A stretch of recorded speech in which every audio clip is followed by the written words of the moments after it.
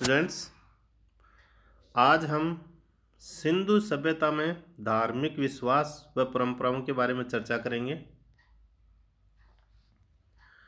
यद्यपि सिंधु सभ्यता के विभिन्न क्षेत्रों में किए गए उत्खनन में स्पष्ट किसी मंदिर के अवशेष प्राप्त नहीं होते,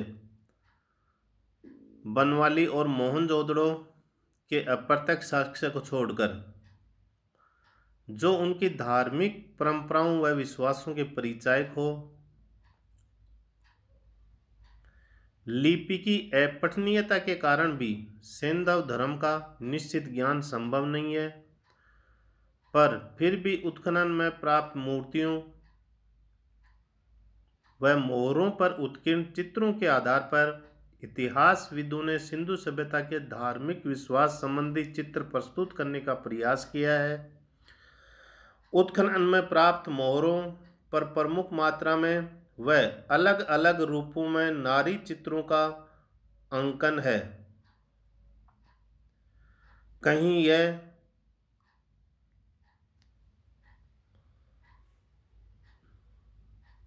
धूम्र से परिवेष्टित है, तो कहीं इसके गर्भ से निकलते पौधे का चित्रण है, तो कहीं बलि का दृश्य उत्कीर्ण है। इस प्रकार विभिन्न रूपों व पर्याप्त मात्रा में नारी चित्रों का यह अंकन समकालीन सभ्यता में मातृ देवी की उपासना संबंधी साक्ष्य व परवर्ती भारतीय संस्कृति में नारी देवियों की परिकल्पना इस संभावना को पुष्ट करती है। नारी की देवीय रूप में प्रतिष्ठा या मातृ देवी उपासना सैंधव धार्मिक जीवन का उल्लेखनीय आयाम है। मोहरों पर उत्कीर्ण योगी का चित्रांकन उनके परम पुरुष की उपासना संबंधी विश्वास को भी अभिव्यक्त करता है। इस दृष्टि से भी मार्शल को मोहनजोदड़ो से प्राप्त वह मोहर विशेष उल्लेखनीय है, जिस पर त्रिमुख वाले निर्वस्त्र विभिन्न पशुओं से आवृत ध्यान मग्न योगी का चित्रांकन है।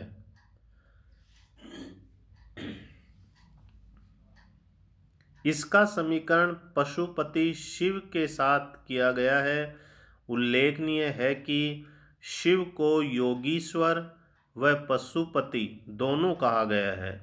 इस प्रकार शिव सिंधु सभ्यता के लोकप्रिय व प्रमुख देवता के रूप में प्रतिष्ठित थे, जिन्हें परम पुरुष के प्रतीक के रूप में माना गया है।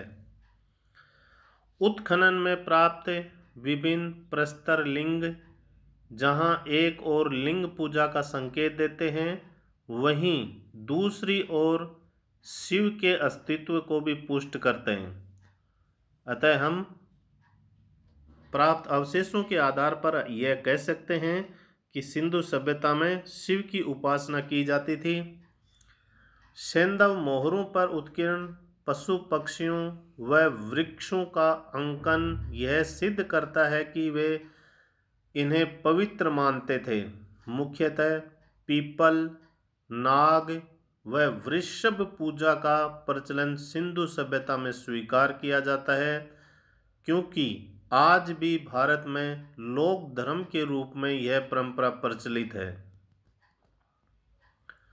कालीबंगा, लोथल, राखीगढ़ी, बनवाली आदि से प्राप्त वृत्ताकार व आयताकार अग्निकुंड, जिसमें राख व हड्डियां भी मिलती हैं, सैंधव वासियों की यज्ञ परंपरा व पशुबलि संबंधी विश्वास पुष्ट करती हैं।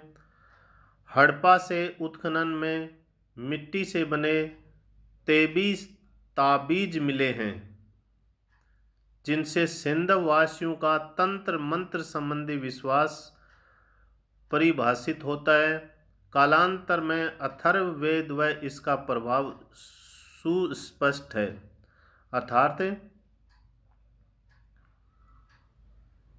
हड़प्पा सभ्यता में तंत्र मंत्र विद्या का ज्ञान था इन लोगों को। बाद में वैदिक कालीन समय में भी अथर्ववेद में तंत्र मंत्र विद्या के बारे में देखने को मिलता है। मोहनजोदड़ो का विशाल स्नानागार, वहाँ के लोगों के जलीय अनुष्ठान व जल पूजा संबंधी विश्वास का परिचायक है। उत्खनन में प्राप्त योगी की मूर्तियां व मोहरों पर योगी का अंकन, जहां एक और योग की परंपरा का संकेत देता है, वहीं दूसरी ओर भारतीय मस्तिष्क व विचारधारा के महत्वपूर्ण पक्ष निवर्ती मार्ग परंपरा के उद्गम को भी पुष्ट करता है।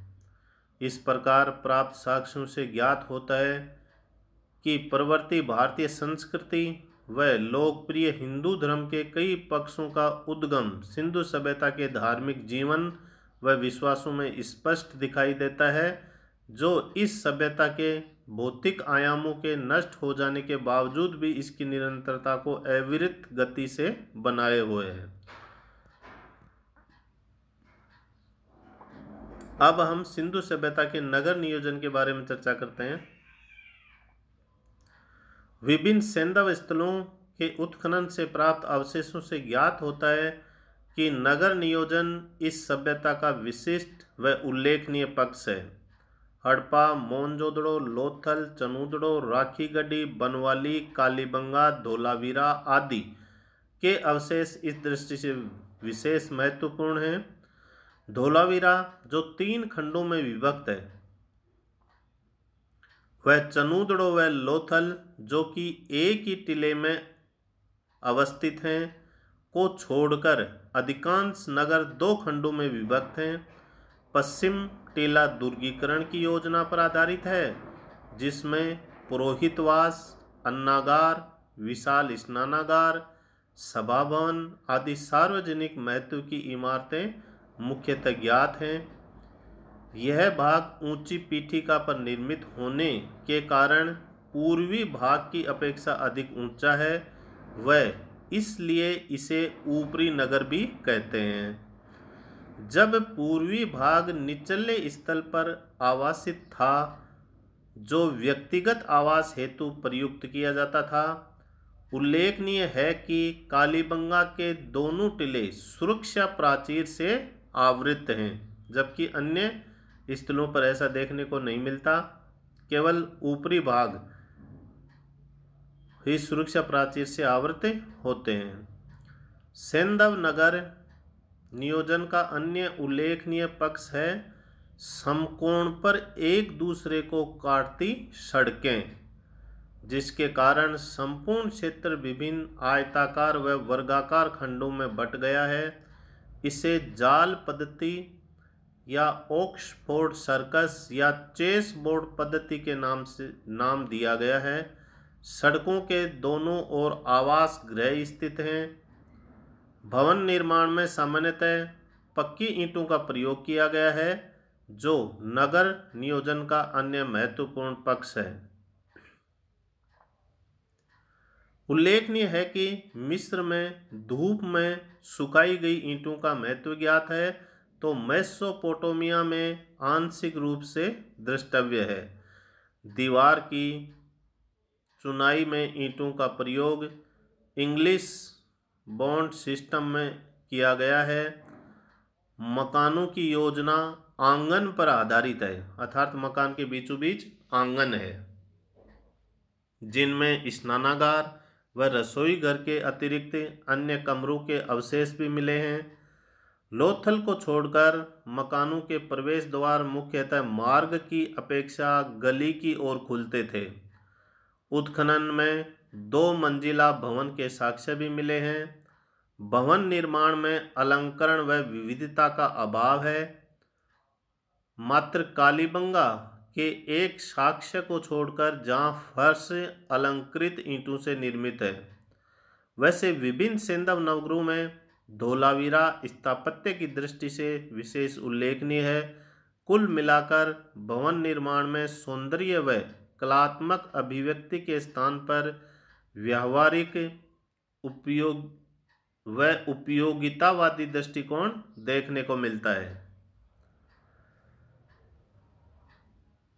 सेंधव नगरीय योजना का अन्य महत्वपूर्ण पक्ष है जल निकास प्रणाली, जो सामान्यतः अन्य सभ्यताओं में देखने को नहीं मिलती। अंशतः क्रीट को छोड़कर, क्रीट सभ्यता में यह आंशिक रूप से दिखाई देती है। व्यक्तिगत आवासों से निःसृत नालियां मुख्य प्रणाली से संबंधित थी। ईंटों व पत्थरों से ढकी होने व खुली दोनों प्रकार के अवशेष मिले हैं। बीच बीच में शोषक गर्त बने हुए हैं ताकि पानी के प्रवाह में बाधा न आ सके। इस प्रकार सिंधु सभ्यता के नगर नियोजन में कुशलता, पूर्व योजना व यथार्थता का सुंदर समन्वय देखने को मिलता है। वह भी 5000 वर्ष पूर्व के परिप्रेक्ष्य में। धन्यवाद।